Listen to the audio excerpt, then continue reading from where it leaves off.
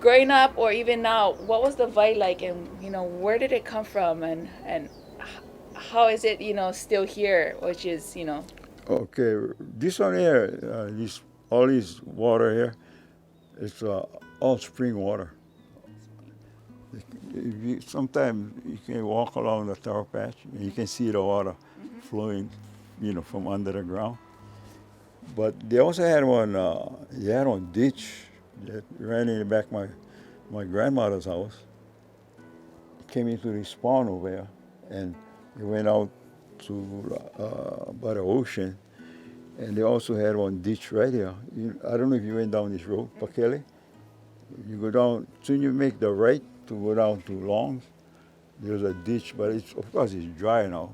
Maybe you get a little bit water, but it's all plugged up because right in the back here, you used to get a spring where the water was feeding all these water coming from, besides what coming under the ground.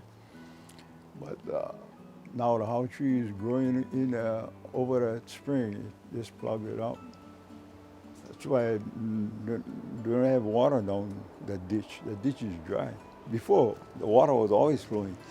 And we used to go lay a net right in front there because the fish, they like fresh water. Yes. So we used to go over there and used to stay on the shore late in the night, maybe 1 o'clock, 12 o'clock in the morning. Put our net over there.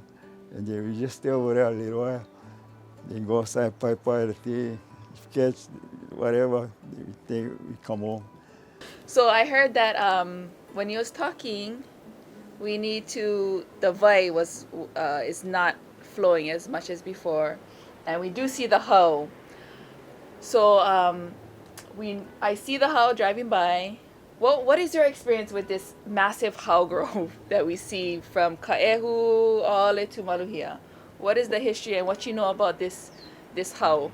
The only thing I know about the how, it was only growing by the beach. But now they're all the way up here, up to the road almost.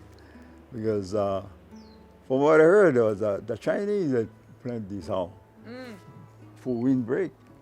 Windbreak, that's why they plant the how. Because all in here was okay, taro land too. And I don't know if you know the archaeologist, the one came do the mapping over here. I don't know her name, but Hawaiian girl. I know of her. I cannot think of her name right now. Yeah. So she came and I was telling her, she came over here and mapped the taro patches. So I was telling her, over here was all taro patches. Then I told her about the picture in the Bailey house. And she told me she was going to check it out. And then I seen a picture, and I think it was not here, right across that church on the road, that big area. I think that's where that was the picture of the taro patch, but they were growing rice that time.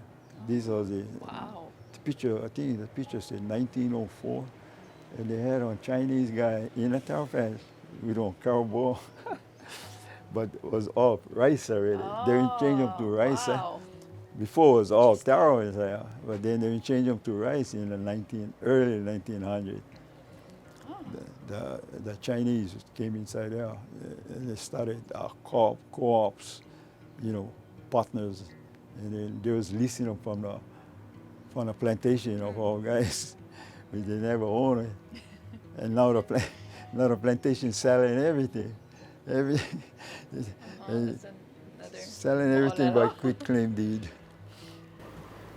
So it's how. So never have how. This is not No. like an ancient how grove. No. So all kalo, or all lo'i kalo. So with water, all taro patches, and the how was only by the beach. Yeah, I was only by the beach. So do you think it's okay? Like, I mean, we looking at the how, and it's so extremely Thick. invasive, and how do we clean it? But we have to clean it and try to clean it because one, get the vai, some with the spring that's blocking the spring, and all over here so we can put more lo'i. So I guess we have to come in kokua somehow. But one other question is how. So when you say ʻoloʻi, is this all wetland then, more so, and is there more springs like throughout this area, or Oh, it's just yeah. from the streams?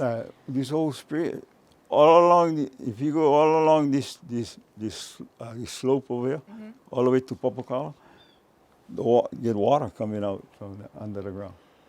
Oh, it's So awesome. that's all spring water coming out.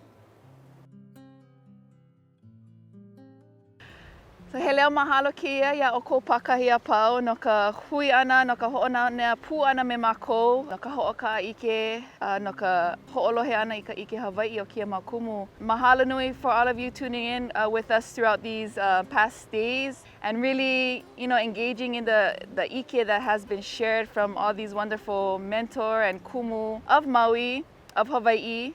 He leo mahalo keia again, mahalo to Kaehu, again mahalo to all the people who shared and engaged with us in our keiki and our community. And again, this is encouragement to all you folks to find that space in your own community to learn, to engage, to share, to create relationships with ʻAina and with people and learn more and share more in the culture, in the ʻAina. And I'm so happy to be able to share with you folks today and throughout these past days. So mahalo piha ia o ko pakahi a pau o wau no o Kahaku Riti Kamara.